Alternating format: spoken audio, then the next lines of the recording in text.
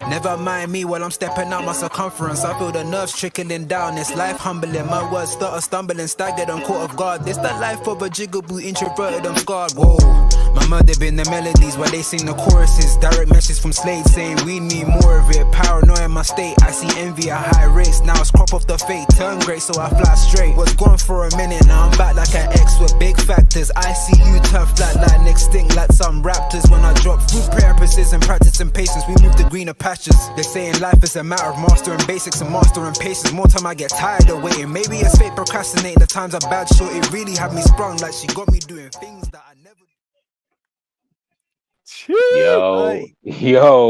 Yo. Big up John, by the way. Big up John. Guys, make sure for everybody who is tuned in, we'll wait for some more people to obviously jump into the blood clot building. But big up John every single time, man. If you guys haven't heard his music, you've heard it here. You've heard it on the Jerry James show as well. All the tunes? Yeah, that's all him, man. That is all him. Obviously, I'm joined this evening by my brother, Endz. Chat to the people, man. How you doing, bro? Big up, bro, man. It's long awaited. I've been looking forward to this show for a minute still. We've been talking about it for a minute. But yeah, I think it's time now, man. It's time now. But big up to the people. Make sure, people, as soon as you jump in, just hit the like button. And obviously, if you're new to the channel, please subscribe, man, because there's no other man out here doing what he's doing right now. This man's got the player. Hey, listen, they see them scout report, bro. Honestly, man. How many players you're up to now? 300, 400? I don't even know. I've lost count. Bro, we're going to be on 150 soon, bro. I can't even. Well, if you count the scout reports as well, then we're past 200 now. We must be just past 200. Just taking the piss, man. But listen, bro, appreciate the invite on the show. Appreciate the love as always, bro. Let's go.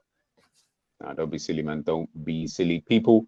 Now, I know, obviously, it's a bit of a short notice, obviously, putting this out there. So, again, if you're watching this on the replay, today's show, and this is going to be a weekly segment where both myself and Endz, we're going to be just talking tactics, man. You already know. You've heard Endz on Endman TV, you guys. His link is in the description right now, and it's on your title. So, guess what? You don't even have to do anything. You don't even have to type his name. Forget all of that. I've done that for you. Just click it. That's what I'm asking. Just click it and you're good to go. Make sure you subscribe. My brother hit 1K as well. So please make sure. We're trying to get him to 2K now. We're moving.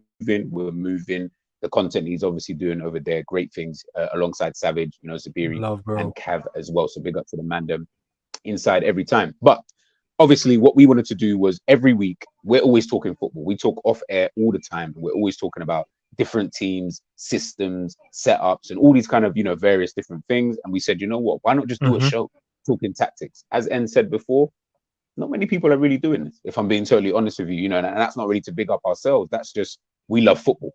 We just want to talk football. But it's not always going to be about Liverpool, even though today's show is going to be Chelsea versus Liverpool. It's the first episode, people. So we said, you know what, let's ease ourselves in, let's put ourselves in a position where we can actually talk. Obviously, I know a lot of people have done their streams. A lot of people have been talking, obviously, about the Chelsea-Liverpool game. Very, very interesting game. Ended 1-1, Stamford Bridge.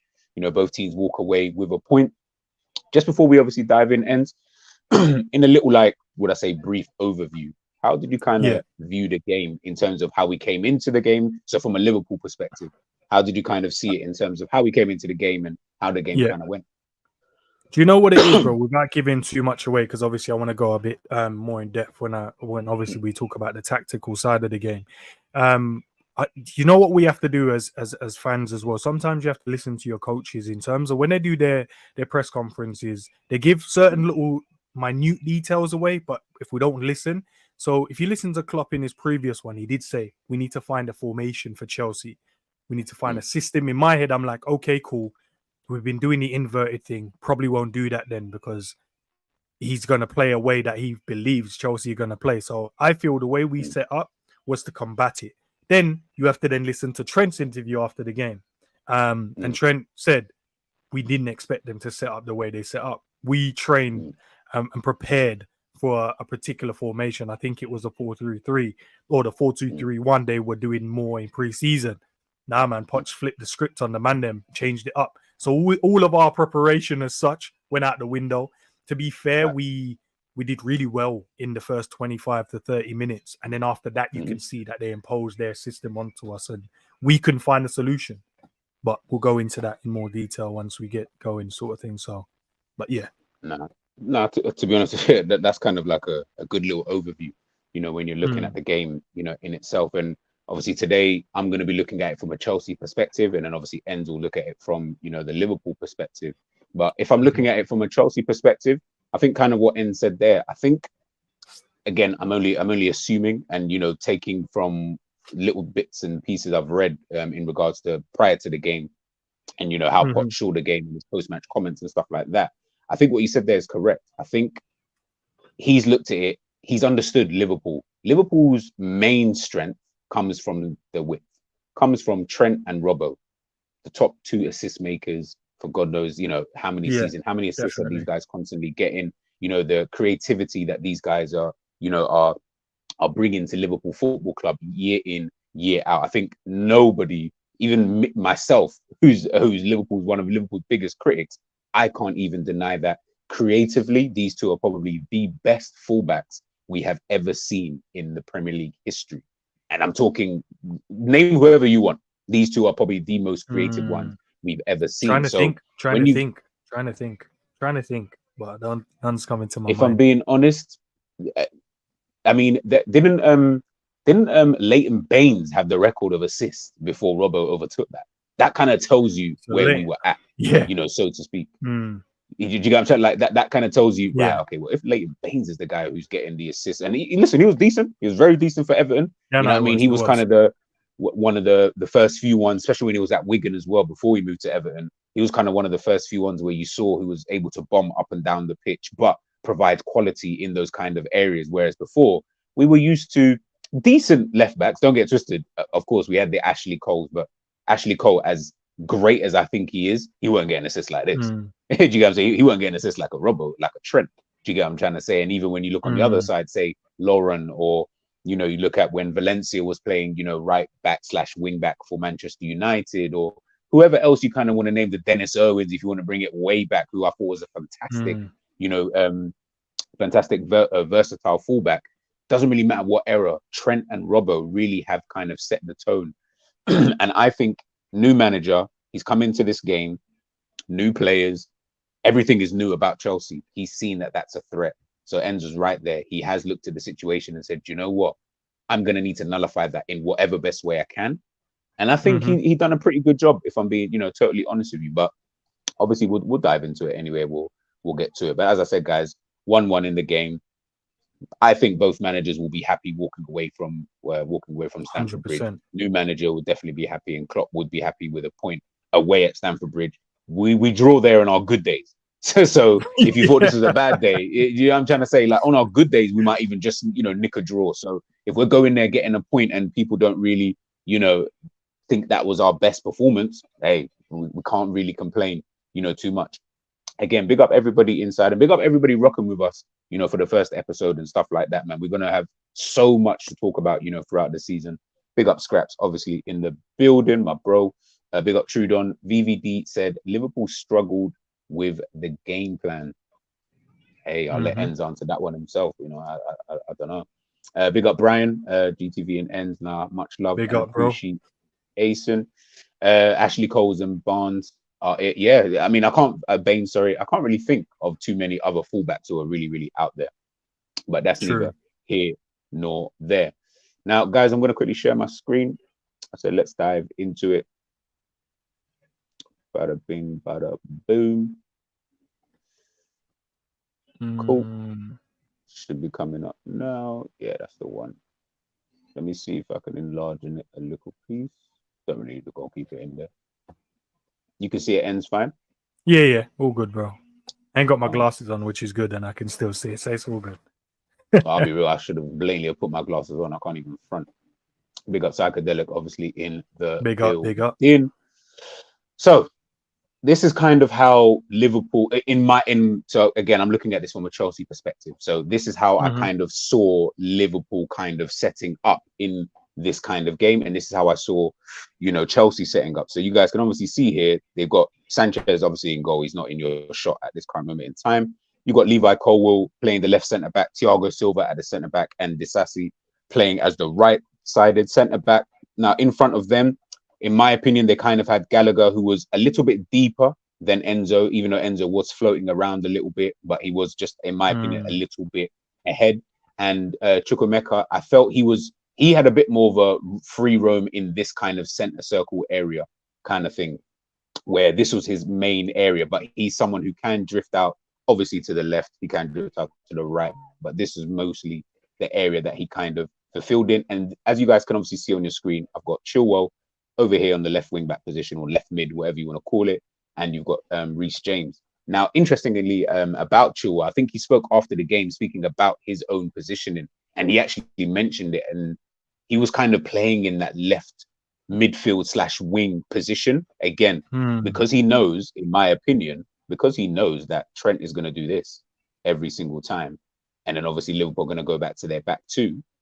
He knows he's got that more or less free reign, you know, on that left-hand side. And then obviously Reece James, again, where Robbo didn't really do it too much in this game. He was a bit here, would I say, wasn't really his usual, you know, trying to bomb up here. He was kind of a little bit more conservative. But when you've got Reece James, who's kind of bombing up and down, and then ahead of him, you've still got Raheem Sterling playing in that kind of attacking midfield role or support striker, and then Jackson obviously up top as the lone striker. They can always play in these kind of triangles. I know this doesn't look like a really good triangle, but you guys get the gist in terms of, you know, Jackson obviously being there, playing alongside Sterling, and obviously Reece James. Just looking at that, obviously Endz will obviously be able to show you guys properly on his end of things. Just looking at that, when you look at that as a Liverpool fan, where are Chelsea's weaknesses? Just looking at it, if you looked at that and just said, all right, cool, this is how more or less they're going to set up. The left and right wing, that's their weaknesses. Left and right wing. That's where the spaces are to kind of exploit. Left and right, it's where Diaz is and where Salah is. Because Chilwell, as you rightly pointed out, he didn't go as far forward in terms of when the transition happened, and it only triggered his movement down that left-hand side as soon as they started playing. Where Reece James, they switched the ball over to Reece James. That's when it triggered Chilwell to then make his run, you know, as like a late runner, trying to get into the box to create an overload. So then he had options, you know, Jackson will make the run, Chukwuemeka would make the run, Sterling, Jackson will make the run, and then Chilwell will just be that last runner for any little scraps in and around those back post areas. So, yeah, but for the attack, it looks like, from what you're pointing out there, Diaz and Salah, those were the spaces we should have been sort of exploiting in a positive way.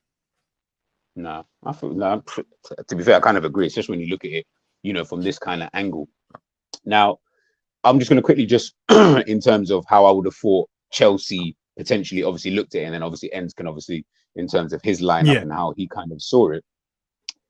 I'm looking at this, and as I mentioned before, obviously Chilwell being able to do that because he knows Trent's going to do that, and then obviously Robbo, I'm assuming before the game's even kicked off, with how we've been playing in terms of the back end of last season, throughout pre-season, and how we've obviously set up and everything like that, I'm assuming he's obviously then also thinking, because of Robbo going there and James obviously being in this position, that then helps these guys in the attacks. But now you've got 4 players with, as you mentioned, Chukwuemeka, Enzo obviously floating around, who can also do the late runs, which then allows for having that Lampard-esque individual who's able to arrive late in the box. He's able to bypass someone like a McAllister because, again, he's playing on McAllister's blind side more often than not. If you watch the movement of Enzo, that was most of his runs. He wasn't really. I think I heard Zabiri was talking a little bit about this on your show earlier on today. Yeah, and he was talking about the way that Enzo was actually playing, and I was like, you know what, that's actually true. He wasn't doing. He played very, very well in the game, but he wasn't doing anything amazingly. I'm not going to sit there and say, oh my goodness, that's the best midfield performance. I've seen way better midfield performances. What he was just doing really well was playing on the blind side, and also using the fact that Gakpo, in his opinion, in the game, wasn't really being too effective in the defensive side of things. So again, Gakpo with Szoboszlai kind of in this, I wouldn't even say no man's land, but Szoboszlai and Trent obviously almost being a bit too close at times together. But then Szoboszlai, I'm assuming, trying to work with McAllister, because there was a little bit of good link up play between the two, at various points in the game. But then he's always got this. It's this right through the gap here, because you haven't really got anybody who's really watching you. Gakpo's obviously all the way on that kind of side. He's preoccupied. Zobos lies here. Salah's not coming back. McAllister, I could run on his blind side. He's always ending up in this position. And I think that's how we kind of wanted the team to kind of set up, with then Gallagher just acting as that shield in front, of the back four. But in your kind of view, how did you kind of see it in terms of like Liverpool in the way that we started the game? Because Liverpool obviously started really, really well in that first half, to be honest with you. It's how we started the game was what I expected. They are a new team to an extent, in terms of they've bought quite a lot of new players, so they're gonna be trying to gel. So there's the teething kind of issue that they have to go through. Liverpool's more of a team that's been together for a lot longer. We've added obviously Szoboszlai and added McAllister. So apart from those two, Jota knows how everyone plays. Diaz, he knows, he's been there for a minute. Salah knows. Trent, the Virgils, the Robos, even Alisson, he knows where to play it and pass it. Gakpo's been there for half a season as well. So I know we would have been a lot more settled in the game at the start, because we know how we play and how we want to play. The longer it continued, we scored the first goal. Great bit of play from Mo. It was literally, it started from Alisson at the back. He played it. I can't remember if it was Trent that won the ball. Played it into Ali. Ali then played it first time into McAllister, and then McAllister hit Mo on the wing. He just took on Chilwell, and then a nice little, sort of feathered pass through the gap of the back line. And it was Reece James, because Reece James didn't really track his runner. He just allowed Diaz to run off his shoulder and kind of got into the box, and it was a tap in. So started really well. Then we started imposing ourselves. Trent started doing a bit more inverted role, stepped in a bit, and then he played that delightful little through ball between the lines. Mo was in, dinked the keeper, little finish alongside him. Very good finish. And then you think, okay, cool, Liverpool doing well. Gakpo at the start of the game as well. Nice little quick feet in and around the area, hold a man off late to Mo. Mo should have played it back to him, and that was a tap in, but Mo decided to do a feather shot into the player. Same again happened. We squared it across to him again, and then he decided to hit in the near post. And I was like, the first one you should have hit in the near post. Then after that, Trent plays it. It was like it was going out for a corner. He did like a whip ball, whipped it round the line, ended up into Mo, and Mo took a dead touch. If he controlled it properly, Diaz was square for a tap in. Because it was like in a moment where Chelsea pressed all their players forward, and it was like a transition, and then Trent just hit the line. Mo controlled it, but the control was so heavy, and then all Salah would have to do, play it across, because there's only Silva left. But then, we could have been easy 2-3 up in that game, and it would have a completely different outlook on the game. But here's the issue once Chelsea settled in, so I'll show you now. So this is our Liverpool set up. In my opinion, this is our Chelsea set up. They started with the three at the back. You guys can see across there. Oh no, let me zoom in. Can I zoom in a bit more? So you guys can see. Apologies if you miss out anything. But they had the three at the back. You had your wing backs in terms of Reece James and Chilwell, Trippier. This is where I feel Enzo was playing. He was like the deep line playmaker. At times, yes, him and Gallagher would kind of do the double up thing, and then Trippier had the option of traveling where he wanted to travel. But in terms of where I saw Trippier do a lot of his work was more in the left-sided area. And then they had Sterling playing as a striker. They played two up front with him and Jackson. So here's the issue now. When Chelsea started playing, soon as Diaz started moving in there, Reece James was in this position. Gakpo ended up being about here. And then Sterling was playing in this little pocket of space here. And then people were thinking Robbo had a shit game. He didn't have a shit game. The problem was this keep happening. So Jackson would isolate these guys here. And then it was McAllister had one option here, because Enzo started squeezing up here. Jota would be further up. Trippier would be here. So then you've got him. He's isolated with him. Gakpo, Gallagher was causing this kind of problems here. It was just being an option all over the pitch. Gakpo was the big issue in this game. What was happening was Sterling was picking up this massive gap in this role. You would say, nah, he steps in here, right? But if he steps in here, Jackson was making these kind of runs in behind, and then Enzo would hit him easily with a pass. So Virgil couldn't step in because we're trying to make sure we keep the line organized. We're making sure everyone does their job. This gap here was what was happening. So what Enzo was doing was playing it into Sterling. Sterling would then go into Reece James. So it always became a 2v1 1-2. Sterling into James, and then he's going down there. Or Enzo hit Sterling. Sterling will play it along into these gaps, and then a Reece James will be flying down with a cross round the back post. And it kept happening time after time. Because every time it was, if I go here, he runs into this space here. If I stay and cover him, he's isolated out here. The problem was Gakpo wasn't doing this job. And then allowing Robbo to go 1v1. Gakpo drops in, which then covers Sterling, and that stops the overload on Robbo's side. And because Gakpo wasn't doing this, he kept getting in this half area here. Sometimes he was drifting out here. But Sterling, he's sharp, he's quick, technically there. He might not be the greatest as finishers, but you give him the ball in a dangerous area, he's going to cause problem. And Robbo didn't know whether to go or stay. He literally just had two guys out all the time. People might say, okay, why don't Virgil then, step in? But at the same time, Virgil's job is to make sure the back line stays as a back four. So if he decides to go and run out into these positions here, we're leaving gaps for players to make runs into these areas here. Because Jackson was doing a great job isolating Konate, but him and Konate, if you look, I even saw on Jackson's Instagram page, literally he had pictures of just him and Ibu. Just him and Ibu. I think he put like 6 pictures up, him and Ibu challenging each other. That's all he kept seeing. And then Tripimenka was, he was in and around the little 1-2 areas. And then this allows, because obviously, Mo doesn't track back as well. So Chilwell was pressing here. Trent did really well. He kept his position. If you notice, he kept his position really well, but it kept causing overloads. And yes, you're right. So Bozolai as well wasn't kind of used to dropping into this pocket. At times he was, but he wasn't doing it as much as he should have been doing it.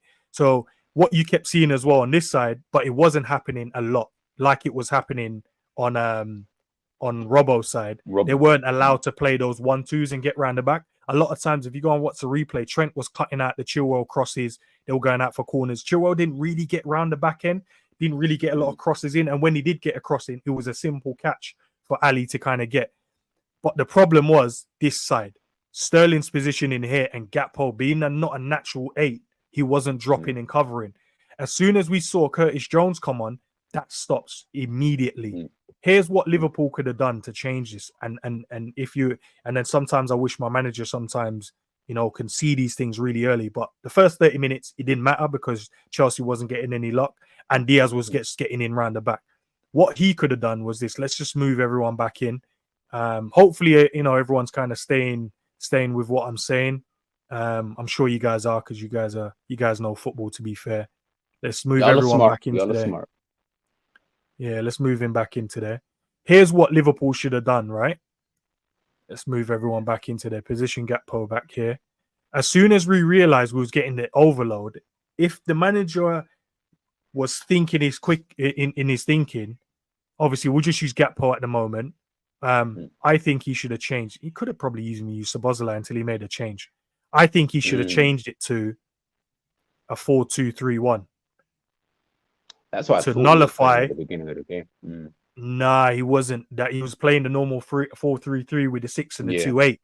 So if he changed it to a 4-2-3-1, so then it wouldn't have been a Szoboszlai there, but let's see, maybe you would have. What would have then happened now? So when this overload kept happening, so let's go back to Jackson being there, Sterling then being here. Literally, this is the position he was picking up. Gallagher was just doing his normal running around, and then Enzo was being that quarterback, and then Reece James was picking up this area here. What you guys know straight away there now, there's no space for Sterling to play in.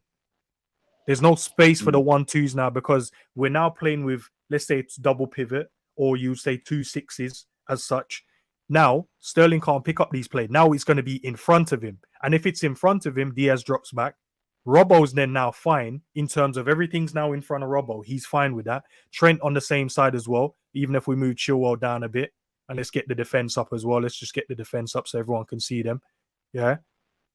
Enzo can do the quarterback play, but there's no space or gaps in between now, the lines, for them to try and even do any. If they run through, McAllister's there, I can screen you. You can't run past me there.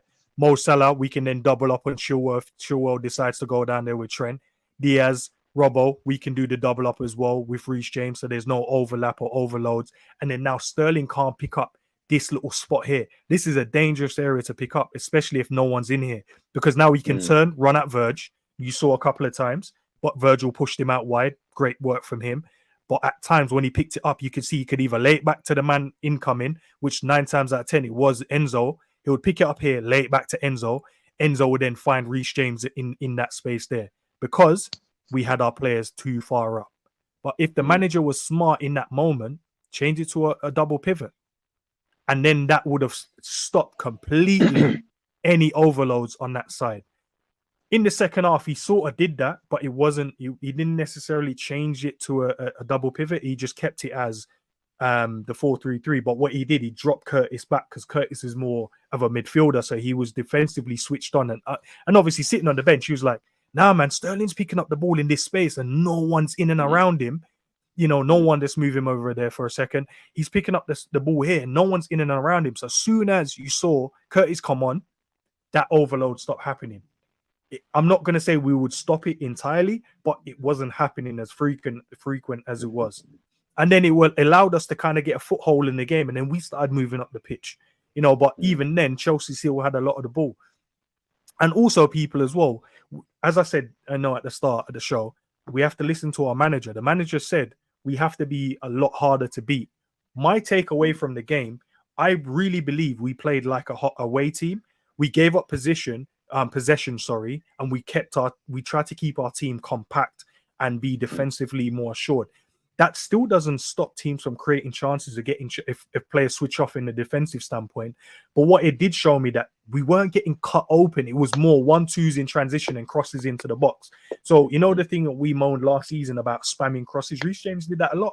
In moments where, you know, someone gets a shot and it goes wide, or someone gets a moment where they get a touch, there's a bit of franticness. Sometimes it looked more than what it is. But we still created as many chances as well. So it's not like we didn't create chances. And looking at it, we had about 35 to 37% of the ball.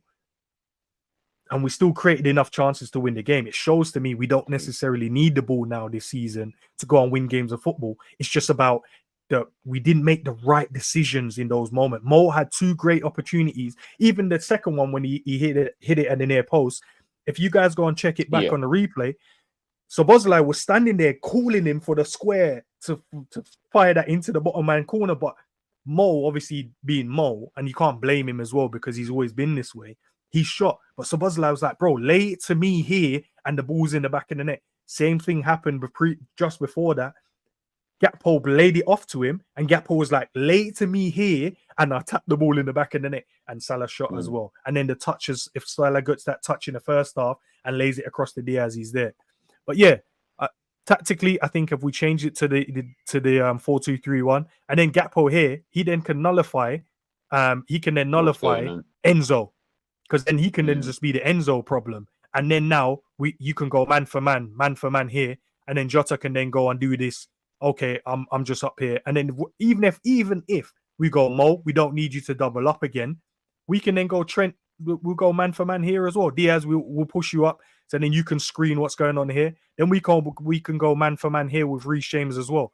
What you then see now is we now got the spare man here.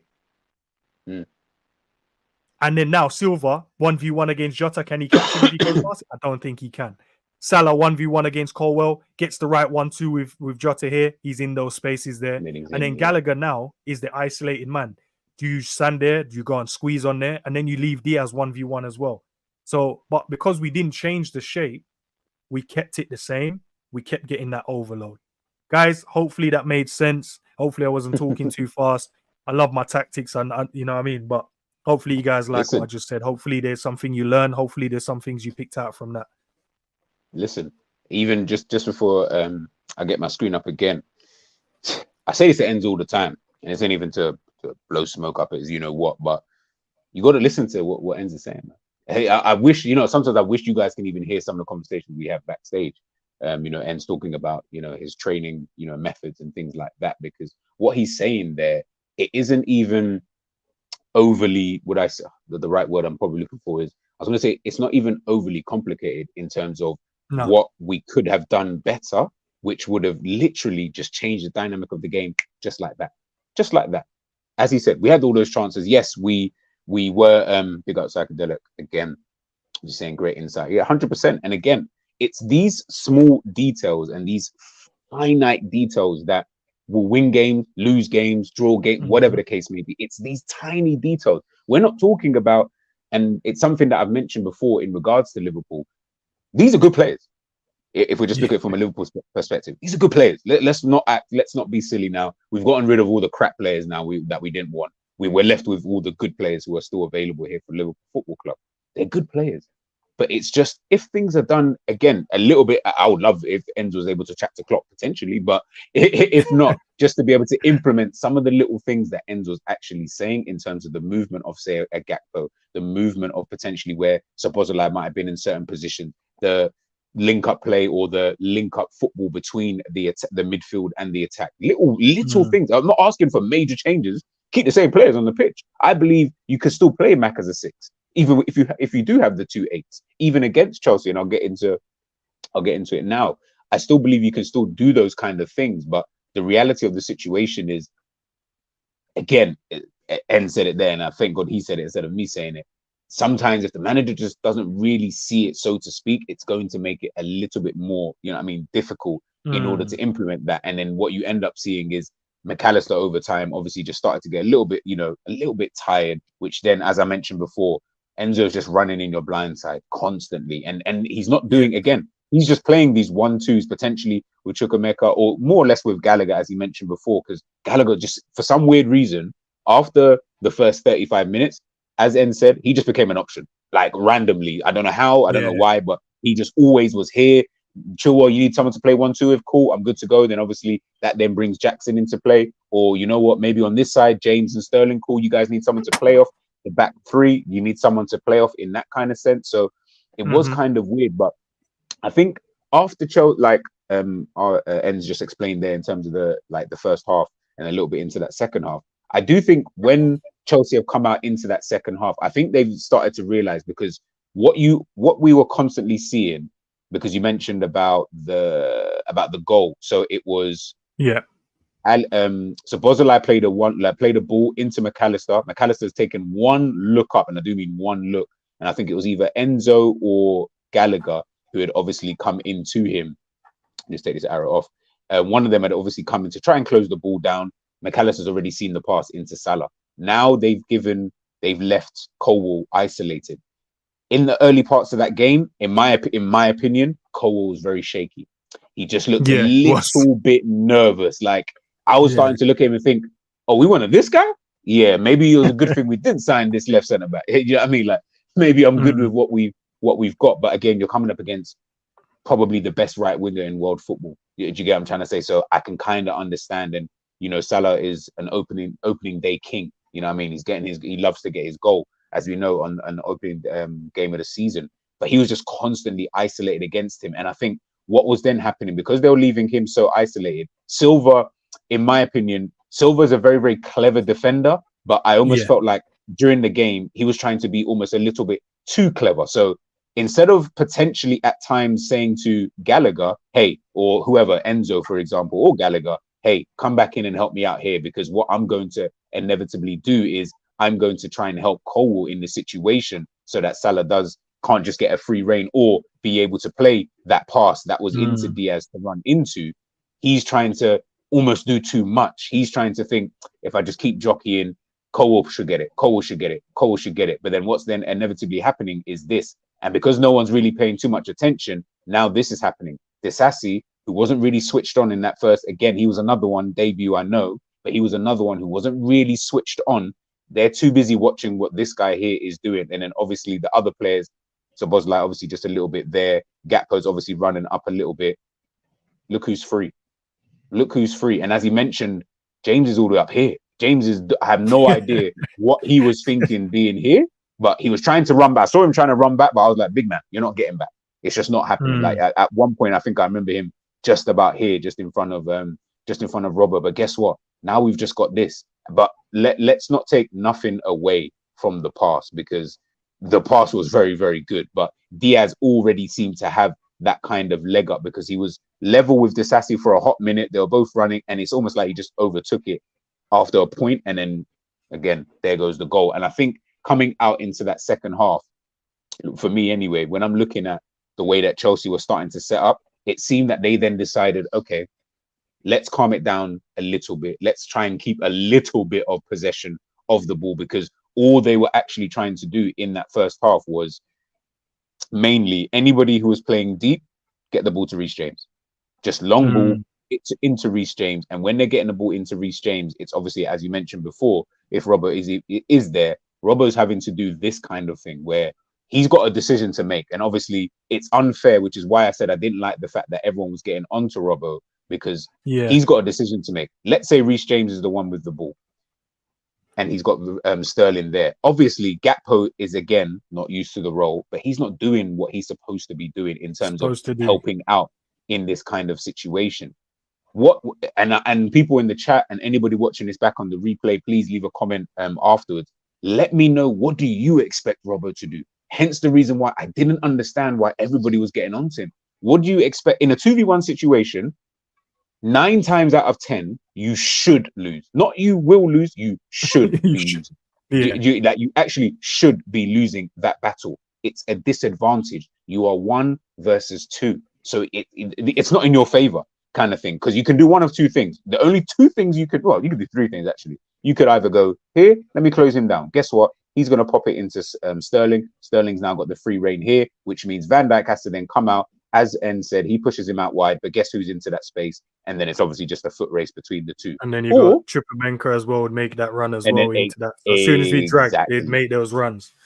Exactly. And I'm not even looking at it from the midfield perspective. I'm just saying, imagine just those 2, just the 2 of them playing together. That's the confusion that you're causing. So imagine then, as Endz said, you still got these other guys that you need to start worrying about. But guess what? Okay, cool. We'll play it everyone else's way. Maybe he decides he's going to jockey for a little bit, just keep jockeying. So he wants him to keep doing this. So we're just going to keep doing that. And we're going to keep doing this. He's going to keep pushing forward. And then eventually everyone just keeps going up and up and up and up. And now all of a sudden, you've got too many players in and around this area. I mean, you could potentially jockey him into a position whereby maybe you're able to get the ball off of a Reece James. But then as I've just mentioned before, he just pops it into Sterling. Once he starts popping it into Sterling, Sterling's going to play that 1-2. Once that 1-2 gets done, James is now here.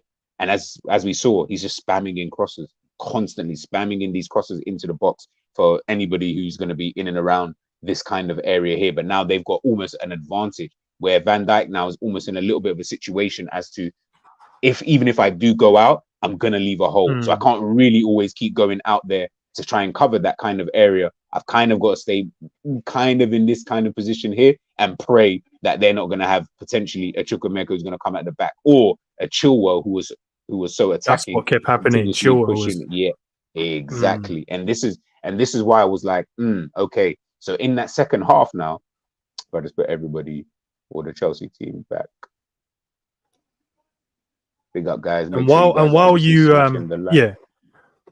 you're putting those guys back into kind of their shape and stuff, the other rule as well, when you're in defense at the top level, as a centre back, your job is to delay. As a defender, your job is to delay the attacker so that your teammates can get back. That's why you never really see, at times when you see Virgil, you're like, no, Virgil, stick a foot in.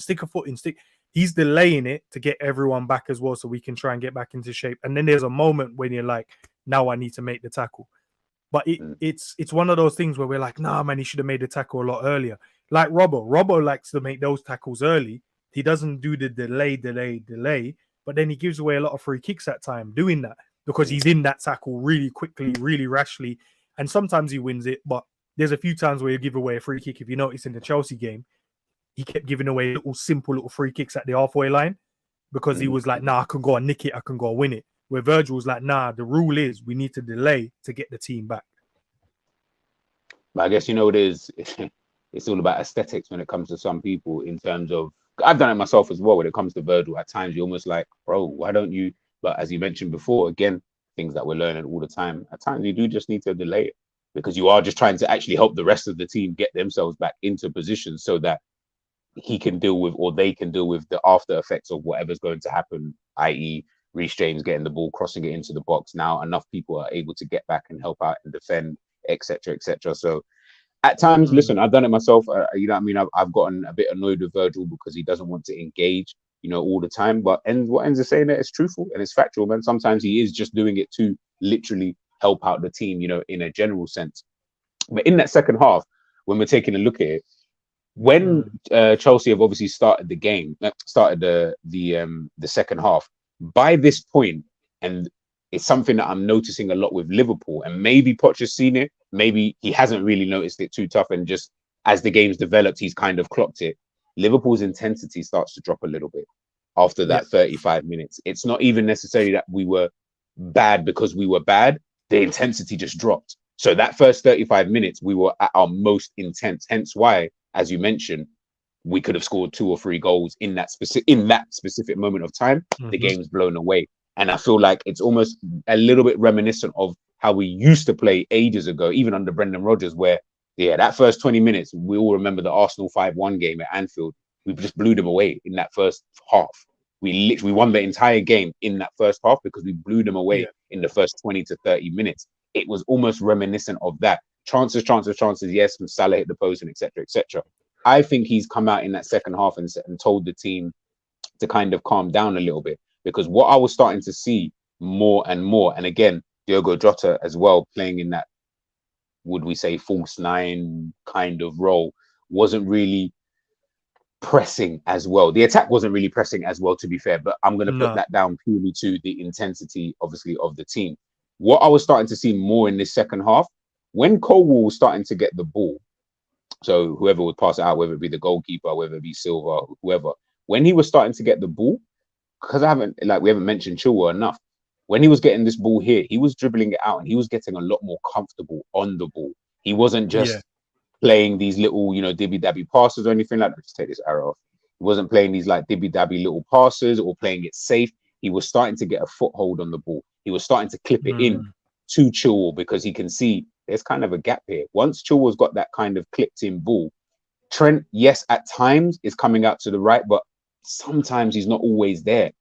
McAllister cannot do all of this, by the way, people. No defensive midfielder is going to want to keep doing this all flipping game. He's going to need some level of support, and I don't feel like he actually had enough support, which is why we probably looked like we were starting to get a little bit overrun. But when he's starting to clip this ball into Chilwell, Sterling, or Chukwuemeka, but it was mostly Sterling because he was starting to now play a lot more with Chilwell in that second half.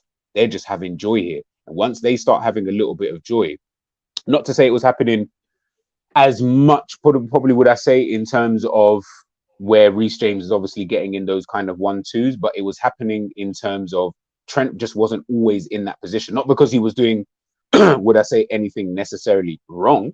I just felt like he's been told, I kind of need you in this kind of position in here, as an example, because I'm starting to see Konate coming out a little bit more. I'm starting to see Konate starting to come across, and he's starting to, obviously we know Konate likes to be touch tight with his kind of, with his opponents. He's starting to come across a little bit more, because I started to notice that Virgil is now battling a bit more in the second half with Jackson, as opposed to in the first half. I felt like Konate and Jackson, as you mentioned before with the pictures, they were battling more often than not because it was coming down the Reece James side. Now I'm starting to see Chilwell and Konate are having a bit more duels in that kind of section, but Jackson's getting a little bit, I don't want to say joy, because I don't think he was getting joy, so to speak, but he's just getting a little bit more space. And with Sterling in and around, Enzo is now finding a lot more time to do whatever it is he kind of wants to do, because McAllister might potentially be maybe trying to cover here, maybe just trying to not have the team allow the team to be overloaded on that side. But he's just doing this all the damn game in that second half. He's just floating, and then he's picking up the ball every now and again, whether it's here, whether it's over there, whether it's further up the field. He's getting a lot more time, and I think that's where Chelsea was starting to get a little bit more impetus, and we saw it with their second goal anyway. Well, the goal that was disallowed, should I say. Again, Chilwell's getting enough, because the ball, I think the ball was on the right or in the middle at that point. I just tuned out. It was on just over the right hand side when they got it. Just over the right hand side when they got it. So now it's been able to play between, I think it was Sterling. I don't know. So you had Konate and Virgil was still at the back. Trent was still there.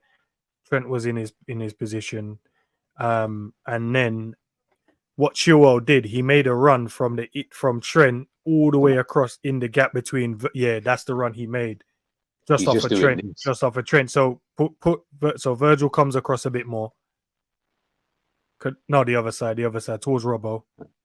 And then Kanate comes across as well because the play Kanate goes across, and then Trent comes across tiny bit. There you go. And then Chilwell was just in between Trent in that moment. Yeah. And then they've just got like and the then that's where he made a little run. And this and when, because I've tuned in just as I've tuned in stream wise, I've tuned in just as he's made the run, and all I've seen is the ball being played, and I'm just seeing gap here, and I'm thinking, okay, to me, this isn't just making any sense. Obviously, that's just from a Liverpool perspective, but from a Chelsea perspective, it's because they were just getting a bit more impetus in the game. But Liverpool's intensity just started to drop. And I feel that once you start noticing that intensity to drop a little bit, it's allowing the team to do this now. Now, Chelsea are not playing potentially as deep. They don't mind now going a little bit higher. Now everything's being pushed up a bit more. Now we're seeing the play a bit further up. Whereas before it was a little bit deeper because they were worried about the Salah, the Jota, and the Diaz potentially running in behind, finding pockets of space and things like that. You got Szoboszlai obviously here. That's where I'm starting to think they're getting a bit too much joy. And Colwell, especially as he kept growing into the game, he's clipping in these balls into a Chilwell. He's clipping in the balls potentially into a Chukwuemeka who might be finding the space, or Sterling finding the space, or Enzo finding the space. Players are finding too much space. Not because I think that these guys are bad. I purely just think it was purely down to the intensity has purely just dropped, obviously just from Liverpool. But I don't know how you kind of saw it, obviously, in that second half from a Liverpool kind of perspective. Yeah, bring mine back up and I'll kind of give you an idea as well. Yeah, I'll show you. So, cool. Great work in that second half. There's not much in terms of an attacking standpoint. We were any good. But I think, listening to what the manager said, we have to be a lot more difficult to beat. The trouble is, you're right. Chelsea did change their shape in the second half. They were going down the right. Klopp obviously had the guys, in at halftime and said, listen, Gakpo, you can't just be up here. You can't just be pushing up here. You need to be helping out Robbo in this position. Diaz, I need you there as well. We can't just allow James and Sterling to be causing us problem. Poch realized that really quickly and then said, let's go to the left-hand side now. So let me just move these guys up quickly, show you guys what started to happen in the second half.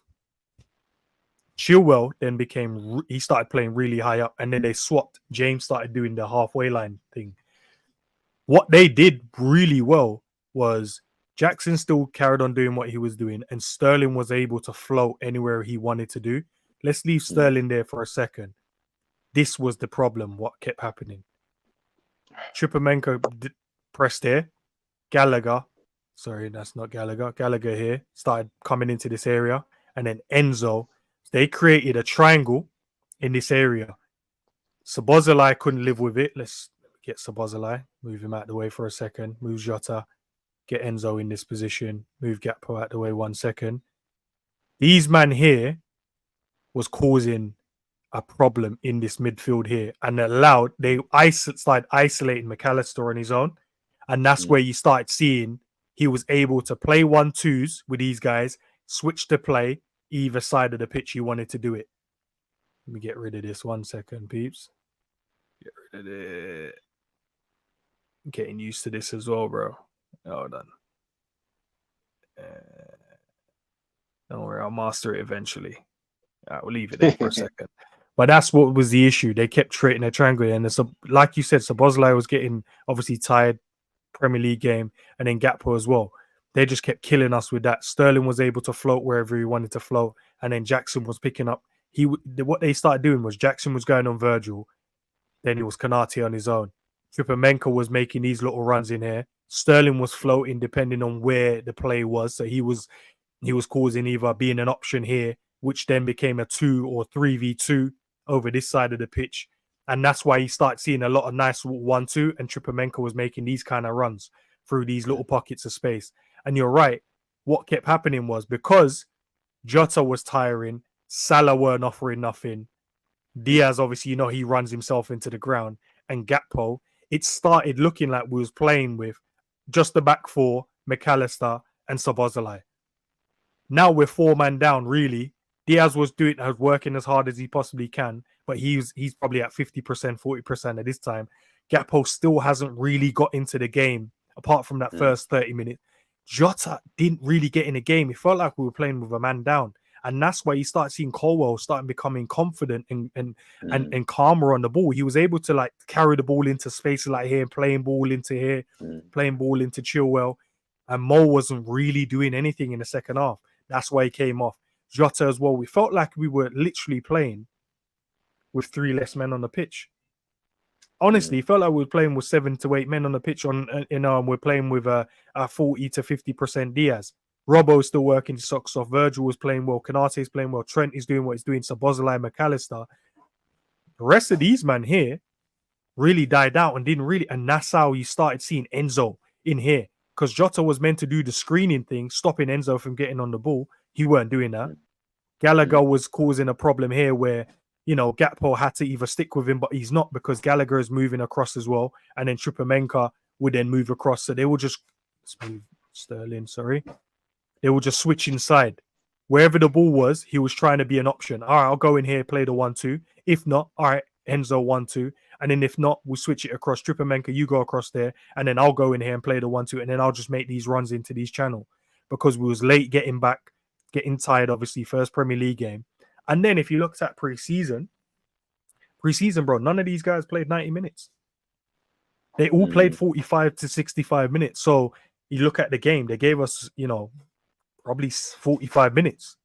They gave us 45 minutes at max. But we played with less men, bro. That's what was happening. Salah weren't offering nothing on an outlet, and he wasn't offering us nothing defensively. Jota weren't offering nothing defensively and an output. And then Gakpo was non-existent in the second half as well. That justified his sub. And then Diaz as well, we know he runs himself into the ground. So that was the issue. These men created this triangle here between Gallagher, Chupomenka, and Enzo. And after that, bro, we were in trouble. And that's when you was like, oh, all right. And that's when people was trying to cook McAllister. Like, but if you look at it, bro, he can't compete with all these players. If he's playing with a man down with Gakpo and he's not helping out here, and then Sterling's able to float into play. So what do you want him to run here, and run here? Because if Virgil steps into Sterling when he's doing that, that's a runner. That's gaps. He's operating along in these little blind spots here. And then if Jackson takes you into here, Kanate has to travel. Chupomenka runs into here. If Trent then covers around here, which he was, Chilwell then is free to maraud down that side. So it all stems from in that second half a little bit. Gakpo wasn't doing this. Jota wasn't screening. And Salah wasn't coming back. So Szoboszlai was working hard. Don't get me wrong. He was. He won the ball back. He did what he needed to do. But we're talking about the little finer details, the little transitional play.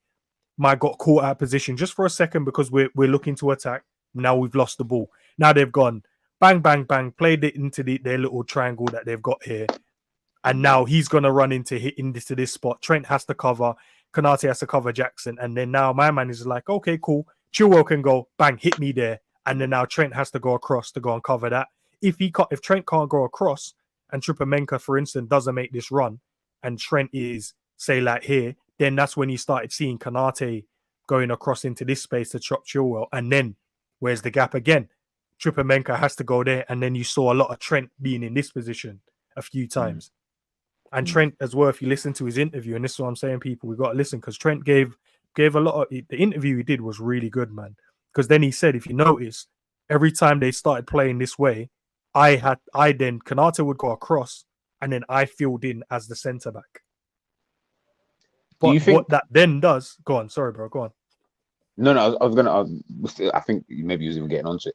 Do you think in terms of, because that's something that I've always, again, Liverpool perspective, that's something that I've always wanted Liverpool to do is when you have one of your, whoever it is, whether it's Trent, whether it's McAllister in this case, in this game, having someone who just fills in that centre back role. Because obviously when you're playing with the 3 at the back in Robertson, Virgil and Kanate, at times when the opposition do have the ball, we do need someone who can just fill in at times. I'm not saying play the whole game, just fill in as Trent was doing.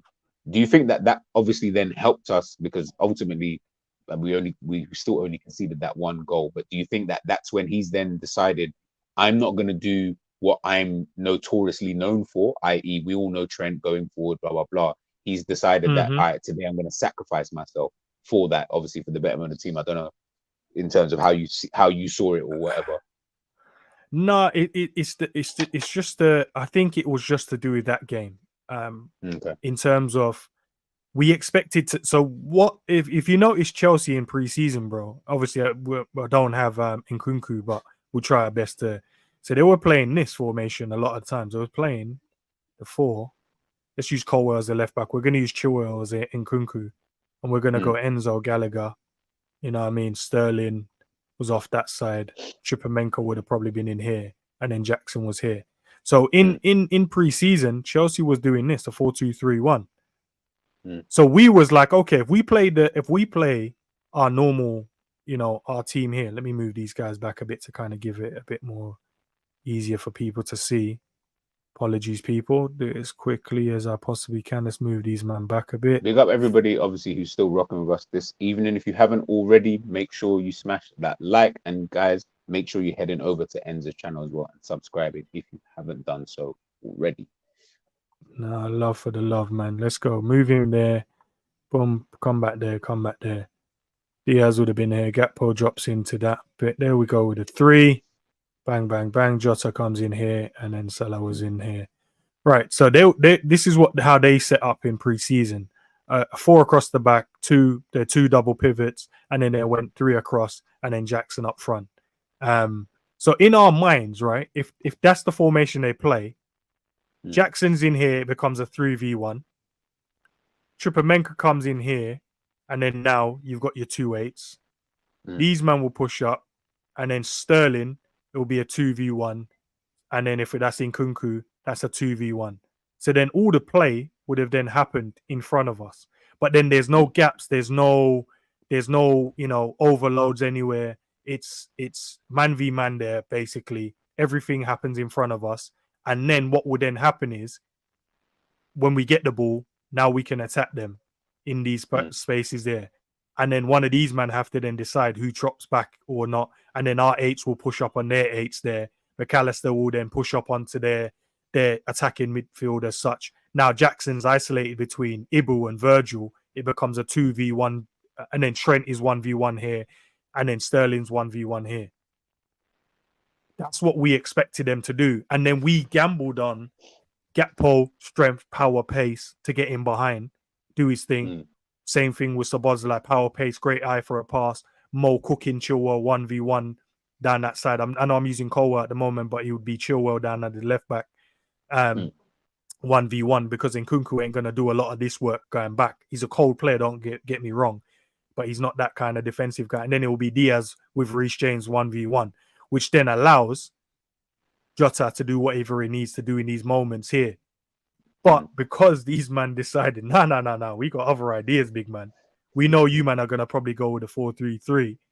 We're going to go with a 5 and then cause you problems on the overload because they probably thought we might have done the inverted thing as well. Let me just move that back quickly, people, so I can give you an idea of what I'm saying. Let's move these men back in their half. Just quickly. We would have gone with the inverted thing. These men would have shuffled across. You come here, you come here. You would have come here. Would have gone with Trent here. We'll do the box, what they call the box up there. He'll drop into this space here. So they thought we might have done something like this, which then would have had Chilwell, Reece James in that pocket of space there. Sterling could have still operated in this gap that he was operating in. Chupomenko would still be there. Enzo would still be operating in there. Gallagher would be operating in here. Jackson wouldn't be operating across here in these gaps here, running into these little channels here. And then the back line, let's move the back line up as well, just so everyone can see it. And then we'll just do the box here. And then what their idea was, we'll go Chilwell into Chupomenko. He's now got a triangle here, and then Enzo would be an option for this triangle. And then if you notice, there's another triangle here. Even if Sterling drops here, Enzo can then come across here and still create this triangle as well. And then there's still a triangle as well for Enzo, Reece James, and then Sterling. If you look at players, right, that's what they try and do. They try and create triangles all over the pitch a lot of times. But we didn't do this formation. if we would have done this formation, these men would have had a lot. They still had a lot of joy, to be fair, but that's what they were expecting. And then Chilwell just been marauding. Reece James was marauding, but because we changed it and we didn't go with the box midfield Trent inverted, it only allowed them to then have Reece James having the issue. Second half, because we dropped the midfielder back, Gakpo, there was like, oh, now the space is over where Chilwell is. But because Konate was doing such a good job there, they didn't get a lot of joy there either. But it was a tactical game, man. It was a tactical game from Poch. Poch understood what he wanted to do. And then, the guys, if you haven't listened to what Trent, it was a great interview after the game. Please go and listen to what Trent was saying. And we have to listen. Don't worry about what Daniel Sturridge was doing about his singing. Listen to what Trent was saying in the actual interview. I think. Go and listen to what Trent was saying. So hopefully you guys kind of understood that. We'll see, man. Hopefully. But yeah, that's kind of my standpoint on what kind of happened in the second half. And, you know, if we would have, and I think how Poch thought we would have set up and how Pep, you know, how Klopp thought we were going to set up as well. So both teams expected something completely different. The only thing was Chelsea's one worked end of first half and then a massively part in the second half. But none of them really anticipated them both to change their whole system. Change it, exactly. He didn't expect us to go with a 4-3-3, and we didn't expect him to go to a back three with the wing backs. We thought they're going to go 4-2-3-1. We go 4-3-3, which means because they got the two pivots, we would have been able to isolate them a lot in the midfield. It would have become a 3v2 in their midfield because they three that they would have had, or four would have pressed up against ours, and then we would have been able to catch them in a 3v2. So it was just they both changed their tactics, but one worked more than the other, bro. That's all it was, man. And he ended up the game. Just before I move on to onto this next bit here, guys. Again, I'm gonna keep saying it, man, and we have to listen to these kind of things. I promise you, I'm not lying to you. Listen to what Endz is saying, man. Listen, he's teaching me some things. I'm sitting here listening, learning whilst I'm writing some stuff down. I got notes here. I'm like, okay, yeah. So he saw that triangle. Okay, yeah. Say no more. I didn't even see that. From some of the stuff that he's obviously saying. So again, we're talking about fine details. These guys are professional athletes. The manager is a world-class manager. Both managers are very good managers.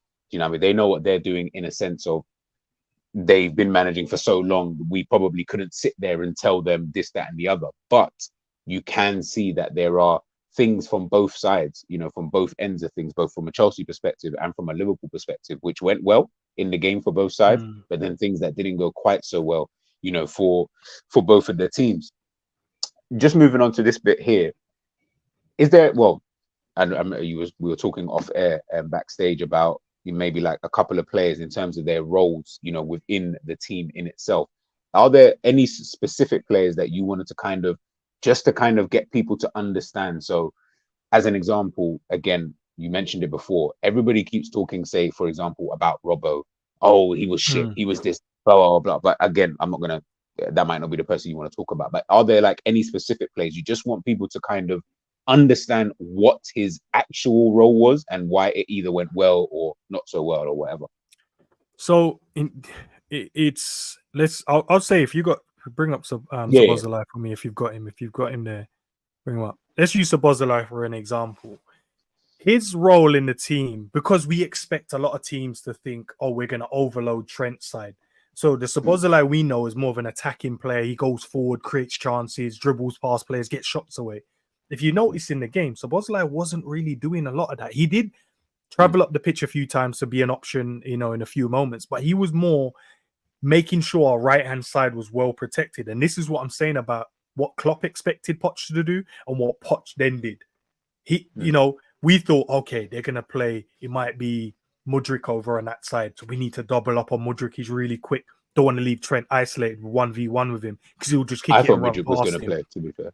Exactly. So instead of dragging, Konate out, we're like, nah, Szoboszlai, you drop in, tuck in a bit more, and then you just screen in front of Trent and we'll do the 2v1 because we always want to leave Salah further forward because when we win it, we need the outlet. And from our goal, you realize Salah was always standing there. So the ball went from Trent, Ali into Szoboszlai. Szoboszlai lays it back to Maka. Maka switches that to Mo, and then Mo does that great little dribble, shimmy, and then plays it through to Diaz. But his job will improve once we buy a 6. So Bozalai, we're not seeing the best out of him just yet. And I understand me and you've had a conversation. What does he actually do? What's his role in the team? Until we kind of buy a 6, that's going to be like, oh, I'm here to just mash man over in the midfield. I'm going to chop everyone, win the ball back. Then you're going to see the best of McAllister. You're going to see the best of Szoboszlai. But because McAllister is such a very intelligent footballer, he can play in those little pockets, the 6s. We know he's not a 6, but he can play there. But I would like to see us in that game transition to a double pivot. But yeah, back to Szoboszlai. Honestly, he went around the game doing his business very quietly, very efficiently. He won a lot of tackles. His passing completion, I think, was high 80%. He won all of his tackles, which was very good. Interception, I think he had a lot. I think maybe ball recoveries might have been 8. I might be seeing the stats wrong. I think his ball recovery is right 8. If you guys want to have a little check, you know, and I was wrong, just let me know down in the comments down below. But I'm sure he had a really high defensive output in the game, which was really strange, because if you watch the game, you would not have thought that. But he did, because he was winning a lot of tackles. He was winning a lot of his draws, but he was being very efficient with his passing. He wasn't giving the ball away as much. There was one moment it might have been in the second half, we won the ball, went on like a counter attack as such. And if you could have found he tried to play like a defense splitting pass. He was on the right hand side and he tried to feather it through, like what Mo did to Diaz. But I can't remember. It might have been Silva did an outstretched thing and intercepted it, but Diaz was clean through because he ran off the back of what's his name? This I can't pronounce this guy's name. Disasi. Thank you, bro. He made a run off his back of him and he was in, but Silva, well positioned, intercepted it. The other one that I wanted to kind of speak about as well. I don't know if you got Jota. If not, I'll talk about Gakpo. So if you got Gakpo, bring him up. Oh, Jota, fantastic. Come on, bro. I got you, bro. This guy in this game, bro, didn't offer us anything. Didn't offer us anything going forward. Didn't offer us anything going backwards. Didn't offer us even as a pivot in the game. And I spoke to, obviously, I did a few shows. Me, Savage, Zabiri, Cav spoke about this. In pre-season, I saw a connection between him and Gakpo. And I'm like, when we play those low block teams, the way that they popped it around at the edge of the box and Jota was being that pivot or the wall. Yes. We do the wall pass, give it into man, it comes back to me. We were having a lot of joy. And we saw a couple of good goals from him in the preseason game, just knocking about 1-2s into Gakpo back into him. And we create. So I'm like, when I saw Chelsea and I saw them, I was like, oh, Klopp is thinking, right, these men are probably going to play a little low block at times. These men will cause a problem. He offered us nothing, bro. We played the game from his standpoint with 10 men. Harsh. And then if I can go to Gakpo quickly. We'll go to Gakpo. He then, same thing as well, bro, with Gakpo as well in the 8. And I saw this through pre-season. There's moments he turns well, carries the ball very well. No problem in that. This is not American football. We're not utilizing him in the right way when he plays in the midfield, because all we're doing is using him as a ball carrier. Szoboszlai can do that. McAllister can do that. We don't need him to do that. We need him at the top end of the pitch, either on the left-hand side or as the 9 to go and cause problems with his strength, his speed, running in behind and getting shots on goal. He offered us nothing as well. So imagine we played with 10 men, minus him off now. In the first 30 minutes, don't get me wrong, cold, doing what he needed to do. I still saw the little deficiencies, but it wasn't as noticeable because Chelsea was still trying to find their way into the game. Come 30 minutes in, we went down to 9 men because Jota weren't offering nothing and he wasn't offering nothing on a defensive standpoint more than the attacking either. So now you look at the game, you go, okay, so it wasn't really 11v11. Jota wasn't helping us and Gakpo wasn't helping us. And if you got Mo, I'll bring Mo up as well. And then I'll end it there. If you haven't got him. Perfect. This man started sulking because he got taken off. You offered nothing in the second half. Before you continue, what's wrong with his wrist? I think it's a sprained wrist. It's his thumb. It's his thumb in that area. Okay. So that's why I saw it. Okay, cool. Yeah, he's trying to do the Benzema thing, bro. It might be the Benzema thing. And slightly, I was thinking, are you trying to get in your Ballon d'Or like kind of era? I don't know. But sorry. Listen, he's gonna get loads of assists this season. I get it wrong, but Yeah, with he him will, in he the will. game, so imagine we went down to 10 men from Jota, we went down to 9 men with Gakpo, we went down to 8 men. So to my point I was trying to make earlier, Chelsea had a lot of the ball, don't get me wrong, but we had 3 players on the pitch offering us nothing from a defensive standpoint or from an outlet or an attacking standpoint. Because as soon as the ball went forward, Jota couldn't hold on to the ball. He was making the wrong passes as such. There was one time Gakpo got the ball and we went on a counter.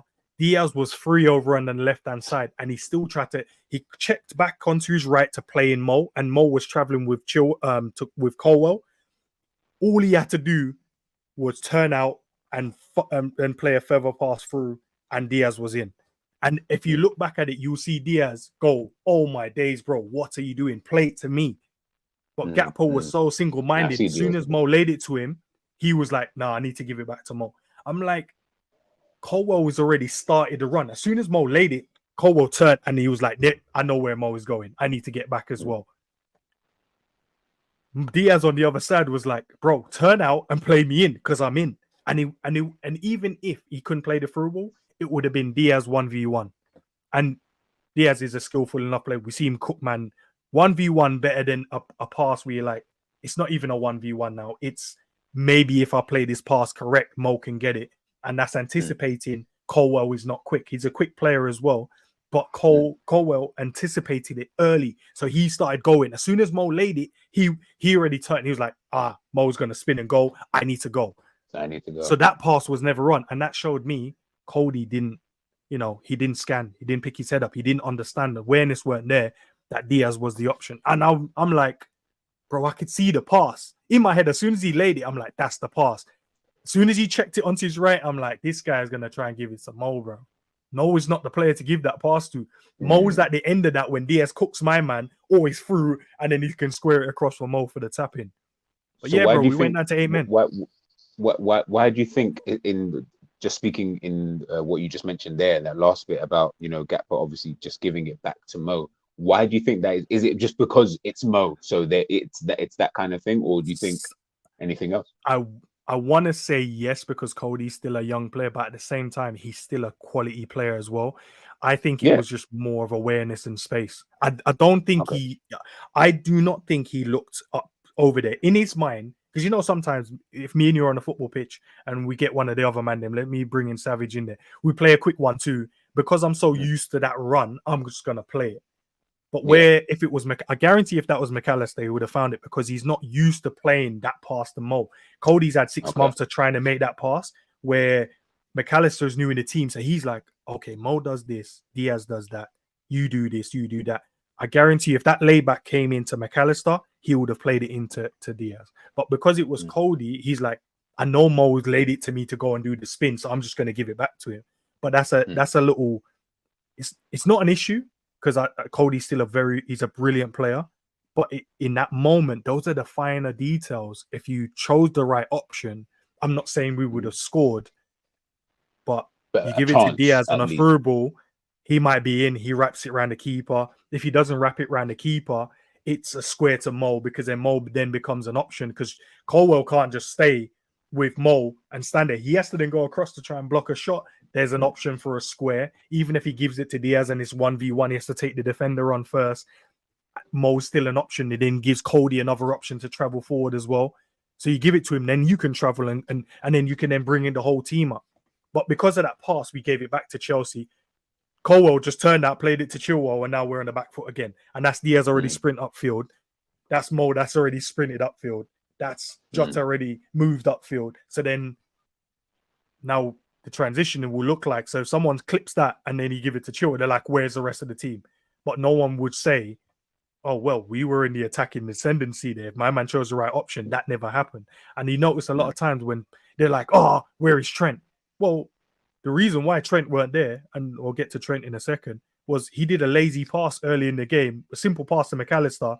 Colwell intercepted it and then played in Jackson down the line. If someone snips that and go, why is Trent so high up the pitch? No, Trent is fine where he is, but he should have made a proper pass, bro. Don't do this dickhead pass. And a lot of times that's what happens. In transition, we do a sloppy pass, then people snap it and go, oh, we conceded because Trent weren't there. and then match of the day, all them other man, Trent should have been here. No. Show the proper clip, bro. This guy lost the ball up there, and everyone was in their rightful position in an attacking sense. But yeah, man, Trent defensively he was cold. Attacking, yeah, man, not Trent's day. But if he would have got the assist, to that great pass he did to Mo, and Mo scored and he wasn't offside, then we would have been like, well done, Trent, great assist, conceded goal, not your fault to an extent. Should have stepped out. But as soon as we headed the ball out from the corner, he should have stepped out. Took a bit of time to step out. Virgil did everything right. Konate to an extent did. Robbo did to an extent. Trent was just a bit too slow on the out. And then again, Gakpo wasn't there to cover Chilwell headering it back in. If you look at the still, no one was around him. So Chilwell was just standing at the edge of the box with no one around him. But I also Cody, you're already gone. He was already gone. Yeah, it's man, the thing is, what you're saying is blatantly true. So I'm finding it hard to maybe even give them a tad bit more of a blight, because when that whole sequence even happened in terms of the corner and blah blah blah, I just felt like it wasn't. It's the second ball kind of thing. Klopp's spoken about the second ball before, about Liverpool and winning those second balls and winning those second challenges and blah blah blah. It's happened before, but I just felt like it was football, fine margins. It was like a second or two of just disorganization in terms of, as you said, stepping out, being in the right positions and things like that. That's just all I felt it was. Yes, I mean the ball wasn't even that great in that kind of sense, but it was like we defended the first ball like really really well. Cool, we got the ball out to, I think, back to whoever took the corner in the first place. No problem. But it was almost like we didn't know what to then do in terms of where the positioning of certain players, because the ball was still in a dangerous area. So it was like a second or two of just disorganization. They've then put the ball back into the box. Disastres obviously come in, blah, blah, blah. We know what happened obviously after that. So I agree with you, but then maybe, you know what it is? Maybe because I've had enough time to then watch the game again and look at it, I'm almost thinking maybe even I was a little bit too harsh in terms of how I even viewed the game even as a whole, and everything we've been saying here and everything that you've eloquently said today or this evening, sorry, has also made me think maybe it wasn't even maybe as deep as that, to be honest, like in terms of the way people made it. Oh my goodness, we played shit and blah blah blah and blah, blah, blah. I don't think it was even that. I think it was just generally little mistakes that I'm hoping in the future we'd just be able to rectify, you know what I mean, just moving forward with just little tweaks, you know what I mean, here and there. But sorry, go on. Sorry. That was just for no. So it's like from an overview on the game, right? I'm not saying I know everything about the game. It's just when I watch the game of football, I try my best to look at it not as a Liverpool fan. I try and look at it just as someone that loves football and go, Chelsea deserved to get a win. Maybe they did. Maybe they didn't. They created chances. Don't get me wrong, but that's why you have a goalkeeper. I'm not going to knock our goalkeeper. We should have lost. No, goalkeeper saved the chances they had. Not an issue. Their goalkeeper saved the chances we had as well. We had an offside goal. They had an offside goal. Did we have more chances in terms of to do something better? Yes, we did. There was moments where there was two times Mo could have squared it for a tap in. One him and then three times, to be fair, but I won't count his miscontrol as one. If he controls the ball, it was only Silva and Diaz was free because no one tracked Diaz, and he controls it, plays it across. It's a tap in. Chelsea didn't have those moments. They had a couple of crosses into the box where you'd say cause a bit of issue. Virgil dealt with them simple. Trent, I see clear one as well, and I thought he scored an own goal. To be fair, when he came in and he hooked it over the post. Nothing. I thought that was going in. I was like, oh my goodness. Konate as well, clearing the ball, headers, even from their corners as well. We headed out a lot of it. It's not like they caused us problems from the corners. It was like what you rightly said. It's the second phase. We just didn't know how to kind of deal with it in those moments, because when we cleared it, we didn't really clear it. I think Szoboszlai, great header at the front post, didn't go too far. Chilwell's headed it back in, and that's how we conceded the goal. A few times, Ibu, Virgil, big head on the ball, get that out. And then we was able to get the team up the pitch. But it was just, I think people have to understand, like, we nullified them to try and carve us open in terms of a through ball in, apart from the one Chilwell got in. It was a moment of transition. We had enough players there. It shouldn't have happened. It did. Great movement. He was offside. I don't care. He's offside. Yeah, people will be like, oh, look, he was offside. I don't care. I can turn around and say, whoa, Mo one would have been 2-0 up. but he's offside, so who cares? It doesn't matter about the chance because you're offside. There's nothing you can do. If he would have scored, cool, he's offside. Let's forget about that chance. Let's look at the ones that we did create, the ones that we should have done better with, which we didn't. And that's Mo being greedy in moments. We know he's like that at times. Shouldn't have been like that because in his head, that record, scoring again, 7th season in a row, I need to score. Nah, square it to Sabozalai, score the goal, 3-0. Square it to Gakpo, 4-0. I guarantee you in that moment, Chelsea's like 4-0 down. Dead. They have to go and look for something. There's a pride thing. We're at home. Mo, you would have got your goal in that moment. If you made your run a smidgen second later, that's your goal, 5-0. But on another day, that's what it is, bro. Both teams, in terms of from a tactical standpoint, both managers, Poch had the better outcome in terms of the way his players looked at times. But if you look at us as a defensive unit, we did play well. Virgil played well. Kanate played well. And that's why when I did the player rating, people, how bad it was, I was knocking down player rating and the people in the chat was giving higher ratings. Normally it's the other way around. The other way around, maybe you guys are listening to me more, man. But I was giving who did I give? I gave Jota a low mark, man. He's like, no, he was a 5. I'm like, bro, the guy offered us nothing in the whole game. Nah, people tell me, no, 5.55. I'm like, 5. Mo, they gave Mo a high rating. I was giving Mo a low rating. Gakpo gave a low one. They gave a high one. You know why? Because now now, not even now, because you've been doing it for time in terms of how you look at the game, because you're a bit different. To be fair, all of you, like, and again, big up everyone, obviously, over there, Savage as well, Zabiri and Cav. But, like, I feel like there's like a select few people, so the names I just mentioned, Jerry as well, Roms, Ish, and maybe a couple others. When we look at the game, I think people will always think, so maybe the way you've analyzed the game and you've given your players the ratings, everyone's probably thinking you're almost trying to be a little bit too negative because you've marked them down, obviously, because it's your opinion and blah, blah, blah.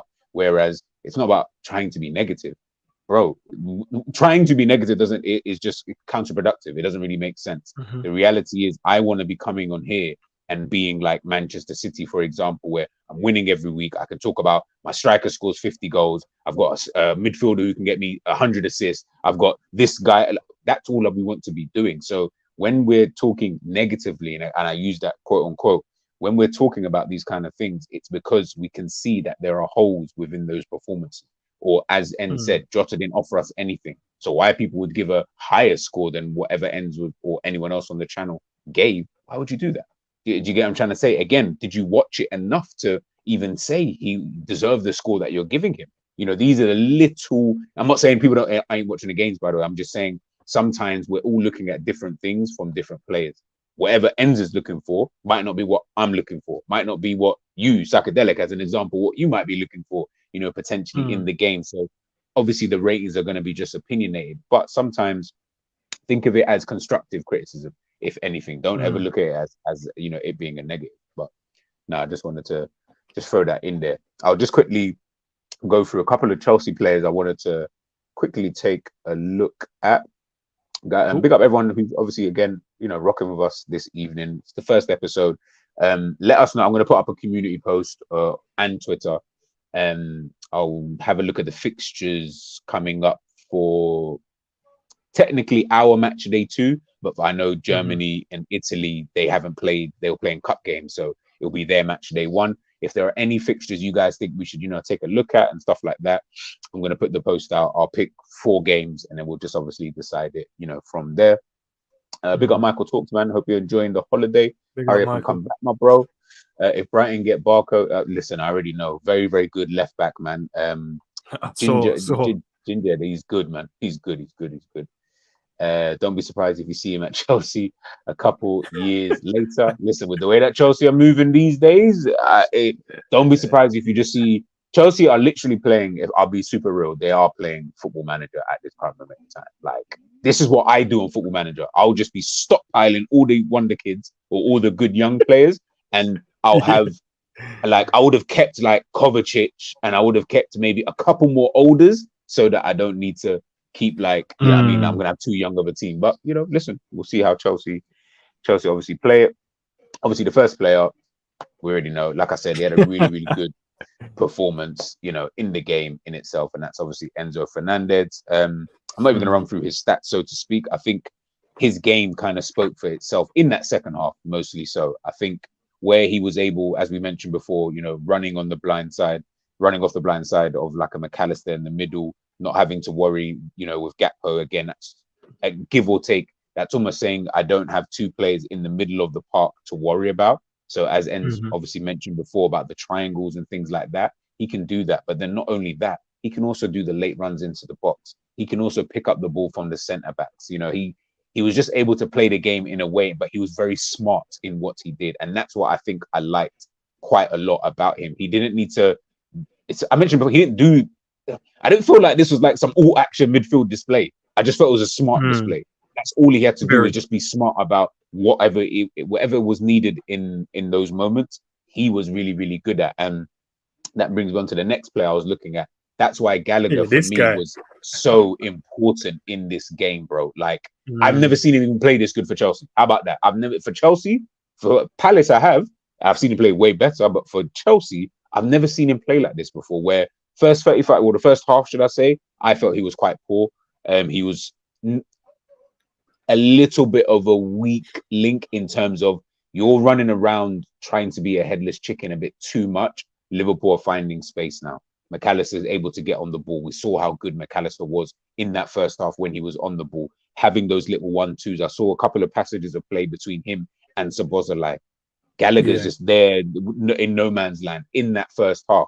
In the second half, it was almost like he also decided to be a lot smarter with how he was pressing, with how he was moving with the ball.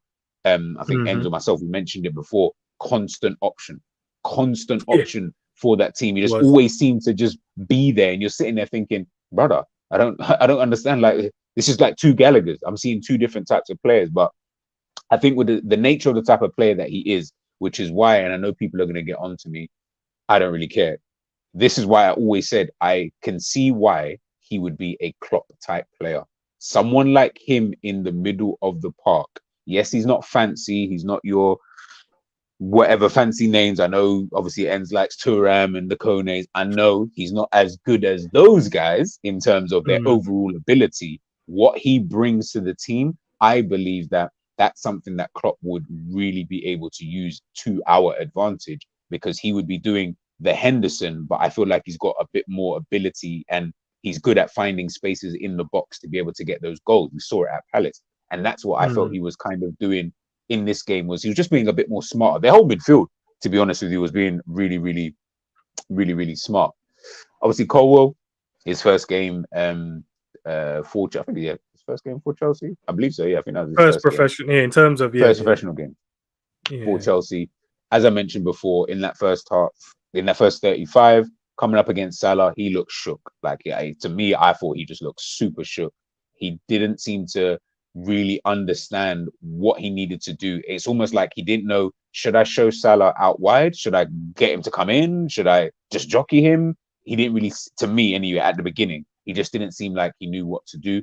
Even when he did also get the ball, we've seen Levi Colwell when he's played for Brighton. What's the one thing he loves to do the most? He puts his foot on the ball. He just stands still. Obviously, that's at Brighton because that's how they play and how they like to build up. But I even saw that during the under-21 in the Euros. He was doing the exact same thing, putting his foot on the ball, waiting for a defender or an attacker, to come close to him, and then boom, boom, boom, go from there. I don't know if Potter's obviously said to him, I don't want you to do that, just play it, blah, blah, maybe so. But he just didn't seem his natural self, in my personal opinion. But as the game grew, as the Liverpool's intensity started to drop a little bit, we saw him starting to get on the ball. We saw him further up the field. We saw him clipping those passes in, starting to get little dribbles, almost playing as that left back. And I felt like with more time and more experience, obviously throughout for Chelsea anyway this season, you're gonna start seeing a better, Levi Colwell. And again, I think this is why we wanted to, get him, in the first place. And the last player who I felt was even more important and allowed for the other players to flourish, like in terms of their roles, was this guy. The reason why I liked him so much in the game, he reminded me of what Szoboszlai did in terms of they were quiet. They just went about their business. They you didn't notice Chukwuemeka that much. You didn't look at him and think, oh my goodness, great tackle. Oh my goodness, great run. He just did those runs, those third man runs, those dummy runs where he's drawing players into positions when he knows I'm not going to get to that ball back. This ball is never going to be for me, but I'm going to make that run. I'm going to cause a bit of a nuisance in the middle of the park. And he's got boundless amounts of energy, and he's such a good ball carrier as well. It also allowed at times for Chelsea to be able to get up the pitch, but in the second half mainly, be able to get up the pitch and then release the ball to a Sterling, play those 1-2s with Raheem Sterling. I just felt like he was the one in that middle of the park and further up, which allowed for Gallagher to start doing what he needed to do, because he was almost doing the quiet shadow work and Enzo was doing the fancy, aesthetically pleasing work. Gallagher was doing the aesthetically pleasing defensive work, being a nuisance and all those kind of things. You need that one guy in there who does everything you need them to do to allow those ones to make the most noise in the room. But guess what? He's the important one in the team. And I think he's actually going to have a really, really good season. If he can, obviously they've got Lavia now, so maybe he might not. But if he's able to get game time, I think he will improve, quite a lot. But we've come to the end, people. We've come to the end, man. It's been an hour, 30 minutes. I just want to say big up to everybody. Of course, big up to Endz in the damn building. Appreciate everything. I'm going to rifle a few of the comments. See, Assad, why are you here, my bro? I haven't seen you in God knows how long. I ain't seen Assad as soon in a as minute, Liverpool bro. play Chelsea and you don't lose, you're in the building. But big up yourself. G, how do you feel that we've taken 2 midfielders off you in the space of a week? I feel fine, bro. I feel fine. They weren't 2 midfielders that I was too bothered about anyway, so I feel fine, bro. Honestly, it doesn't burn me that much. It doesn't burn me. Yeah, for banter purposes, yeah, fair enough. I can see why man will get onto me, but it is what it is, man. You'll be pissed if Liverpool wake up tomorrow and we get Chouameni. Yeah, you're gonna be pissed, boy. Super duper pissed. Yeah, and Thuram as well. Don't throw that in the universe, man. Oh, sorry. And Thuram as well. Big up Alexander. It's sickening. Brighton are their feeder club. Yeah, I know it's a bit of a weird one. Sorry, people, my camera's a bit funky. Gallagher. We had Henderson. We're in the mud anyway, but we ain't got him no more. We ain't got Henderson no more, man. Listen, let's move on from all of that stuff anyway. I don't care about players who don't play for the football club anymore, so I'm not even trying to worry, about all of those kind of things. Guys, I already put it in the chat. If you scroll up, you will see it. But obviously, this is Endz Man TV. Again, like I said, he's passed that 1,000 subscriber mark. He is on the road to 2 damn K. Make sure you guys hit his notification. He might just go live at some random time. This guy will be yesterday he went live all early in the morning and that. So I was like, all right, cool. Well, I need to still splash water on my eye. Let me wait a second before we get into it. But let the people know, man, what we got popping for the rest of this week. And let them know. Listen, we got the usual preview show, which is on Friday. It should be around lunchtime. Me and Savage should be chopping that one up. Then we got the watch along, which is on Saturday. And then I think I've moved the player rating show to Sunday. But what are we on now? Wednesday today? Wednesday tomorrow. And then we've got Thursday. So I've got 2 days where I don't have anything popping up. But listen, stay tuned, man, because if anything breaks in terms of transfers, we'll talk about it. If there's anything that I wake up and it's on my mind, I'll go live and we can chop it up. You guys already know I do the Liverpool Chill Zone. And also we do the Box to Box show, which me and Savage host, which is the last call in on Monday yesterday. Honestly, bro, it was pure vibe, man. Love that show. So if you guys don't already know, please, man, listen, we love you guys' comments. Love it. Don't get me wrong. But I want to put faces to names, and I want to, because it's hard, because I sometimes find it hard to try and get my point across when I'm talking in the chat. Sometimes I have to try and abbreviate it down as short as I possibly can. Come on the call in, man. Chop it up with us, bro. Like, as I said, if I know the name, you don't have to have your camera on. If it's someone brand new, I've never seen, don't know, we have to kind of backstage show me who you are, and then you can go off camera, because there are some weirdos out there. There are some silly peoples out there that keep doing these, don't need to mention it, but they do some random stuff. But listen, man, big up to G, man. Great show. G's idea was cold. I'm sure you guys are going to love it. I'm sure you guys are going to grow to love it.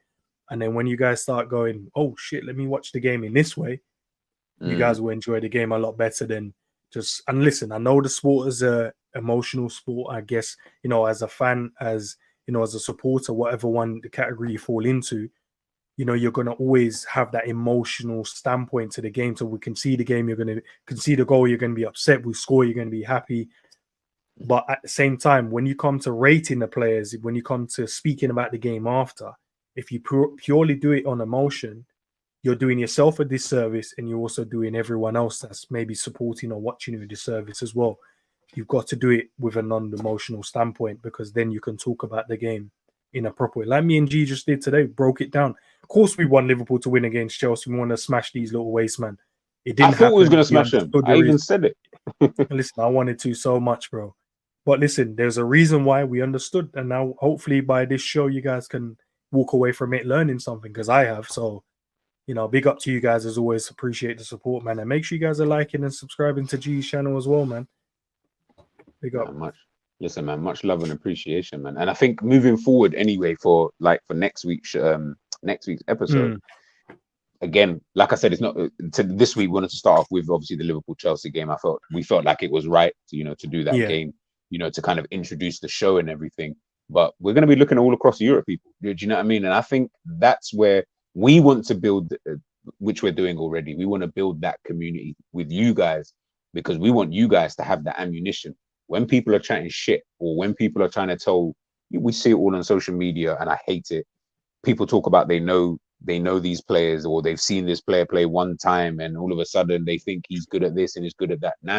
You know what we're gonna do as a community? We're gonna be like, nah, you lot are chatting shit to the Manchester United fans, to the Arsenal fans, to the Chelsea fans, to the Tottenham fans, to all those other idiots out there, all those clowns.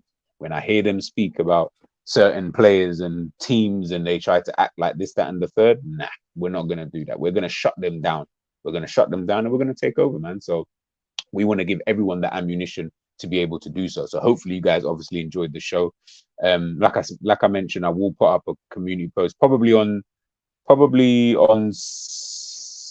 Sunday, because that'll be I'll do it Sunday. I'll put out a community post. Me and Endz will obviously chat. We'll pick like 4 games that we think, okay, out of these 4 games, which one should everybody obviously choose for the next week's show? And then obviously we can go from there, man. We can go from there. But people, much love, much appreciation to everybody who was rocking with us this evening. Make sure you like, make sure you share, make sure you subscribe to both channels. It's in the description. It's in the title. We are out. Never mind me while I'm stepping out my circumference. I feel the nerves trickling down. It's life humbling. My words stutter, stumbling, staggered on court of God. This the life of a jigaboo, introverted, I'm scarred. Whoa, my mother been the melodies while they sing the choruses. Direct message from Slade saying we need more of it. Paranoia in my state. I see